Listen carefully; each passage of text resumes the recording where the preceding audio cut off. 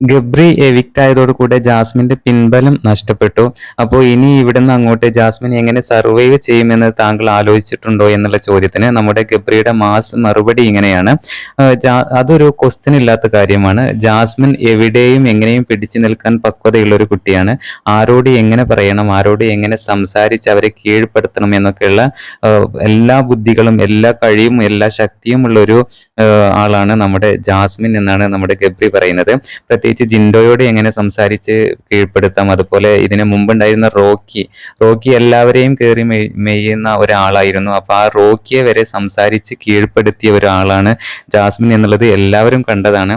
അപ്പോൾ ഇതിലൊരു ക്വസ്റ്റ്യന്റെ ആവശ്യമില്ല. ജാസ്മിൻ അവിടെ പിടിച്ചു നിൽക്കും. ജാസ്മിനെ എങ്ങനെ സംസാരിക്കണം, ആരോട് എങ്ങനെ പെരുമാറണം, എന്ത് ചെയ്യണം എന്നൊക്കെയുള്ള തക്കതായിട്ടുള്ള എല്ലാ കഴിവും ജാസ്മിൻ ഉണ്ട് എന്നുള്ള മാസ് മറുപടിയാണ് നമ്മുടെ ഗബ്രി ഇപ്പോൾ കൊടുത്തിട്ടുള്ളത് എന്നുള്ളതാണ്. എന്തായാലും ഗബ്രി പോകുന്നതിന് ശേഷവും ജാസ്മിന്റെ ഗെയിമിന്റെ കാര്യത്തിൽ വളരെയധികം പുരോഗതി തന്നെയുണ്ട്. ആദ്യത്തിനേക്കാൾ ഒന്നുകൂടെ മെച്ചപ്പെട്ടിട്ടുണ്ട് എന്നുള്ളതാണ്. എന്തായാലും നിങ്ങളുടെ അഭിപ്രായം താഴെ കമന്റ് ആയിട്ട് അറിയിക്കണേ.